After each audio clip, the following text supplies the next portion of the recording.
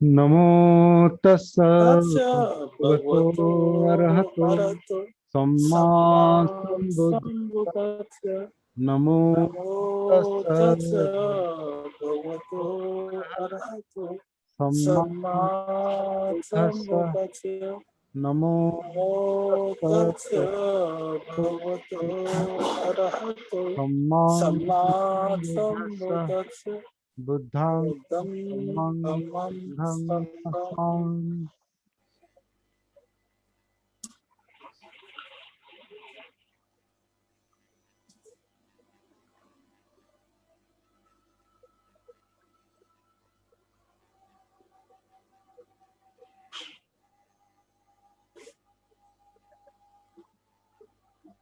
आज हम धम्मपद के दो यमक लेने वाले हैं। दो यमक, दो जोड़ियां, मतलब चार गाथाएं, 9, 10, 11 और 12। तो एकदम चार गाथाएं क्यों ले रहे हैं, इसके बारे में मैं बाद में आपको बताता हूँ। एकदम चार गाथाएं लेने की क्या वजह है।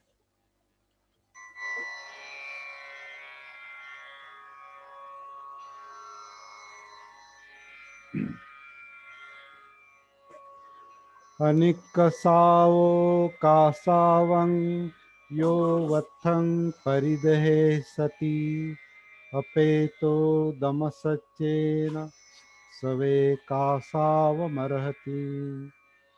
यो च वन्तकसावस्य शीलेषु समाहितो उपेतो दमसच्चेन सवे कासावमर्हति। असारे सारमतिनो सारे चासारदस्तिनो ते सारं नाधिगच्छन्ति मिच्छा संकप्पगोचरा। सारं च सारतो यत्वा असारं च असारतो ते सारं अधिगच्छन्ति सम्मा संकप्पगोचरा।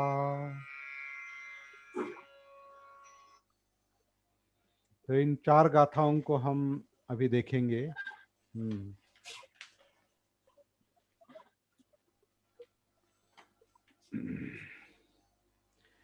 पहली दो गाथाएं जो है वो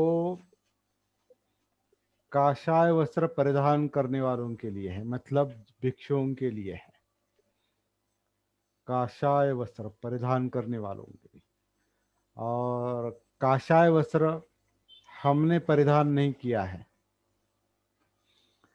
तो उन दो गाथाओं पर उनका तत्व हम देखेंगे, लेकिन उनमें उन दो गाथाओं का जो सार है कि काशाय वस्त्र ने चिवर परिधान करने का अधिकारी कौन है और कौन नहीं।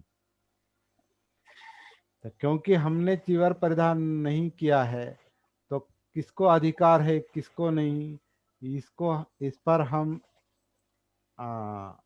अधिकार से चर्चा करना हमारे लिए उचित नहीं है, सम्यक नहीं है। लेकिन बुद्ध ने जो बात उसमें बताई है कि काशाय वस्त्र परिधान करने का अधिकारी कौन है, तो जो बिना चित्तमलों को हटाए, बिना चित्तमलों को निकाले काशाय वस्त्र धारण करता है, ऐसा संयम और सत्य से रहित व्यक्ति काशाय वस्त्र का अधिकारी नहीं है, मतलब चिवर का अधिकारी नहीं है। और 10वीं गाथा कहती है कि जिसने चित्तमलों का त्याग किया है, जो शील पर प्रतिष्ठित है, संयम और सत्य से युक्त है, वही काशाय वस्त्र का अधिकारी है। तो अभी इसमें सरल बात है कि कसाव कसाव या काशाय इस शब्द का दूसरा एक अर्थ है।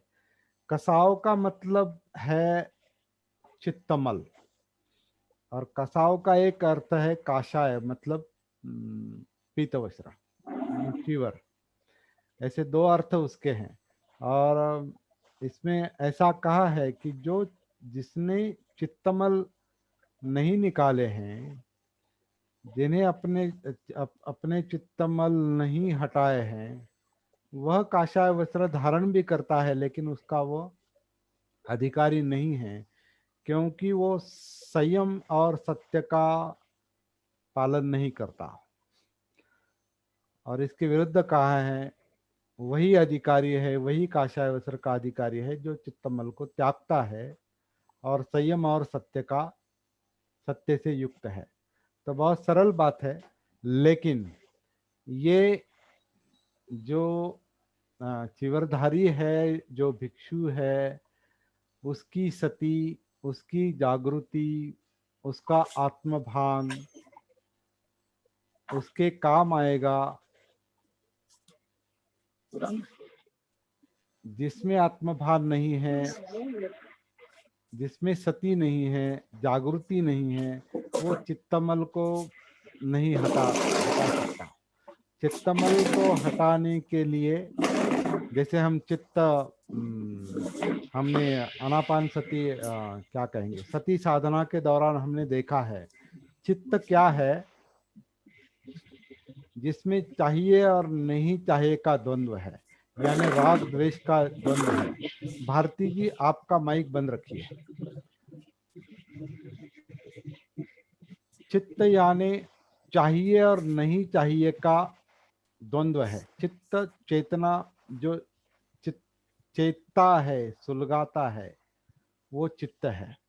तो चित्त किस कारण सुलगता है, किस कारण प्रज्वलित होता है, किस कारण विकृत होता है? तो एक तो राग है यानी लोभ है, या द्वेष है मतलब चाहिए और नहीं चाहिए। और मेरे ख्याल से सती साधना के दौरान हमने इस पर बहुत अच्छी तरह से चर्चा की है।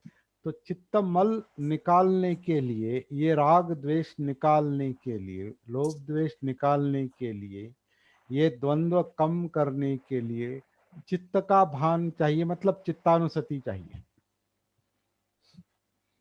चित्त की जागृति चाहिए, चित्तानुसति चाहिए।